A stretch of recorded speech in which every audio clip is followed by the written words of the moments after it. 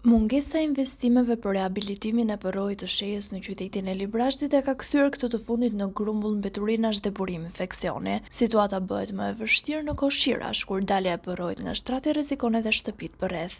Bujar Kojku, banori i qytetit të Librashtit, thotë se përroji i shenjës e ka zgjeruar shtratin, duke përmbytur jo vetëm tokat bujqësore, por edhe shtëpitë, ndërsa nga ana e bashkisë nuk është bërë asnjë ndërhyrje përgjatë këtyre 34 viteve.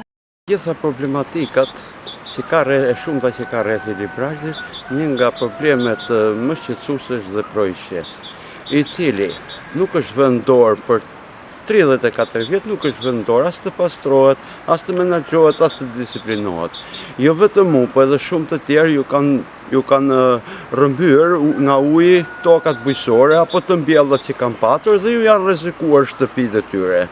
Ne kemi ngritur këtë problem shumë herë në bashki, në prefekturë dhe deri tani asnjë mas nuk është marrë në lidhje me disiplinimin. Ju vetë çak dëmesh keni patur? Unë për shembull kam patur përmbytje dhe rrezikim për përmbytjen e shtëpisë. Në tokë bujqësore po, në perime, në ato, por edhe më është rrezikuar seriozisht edhe shtëpia.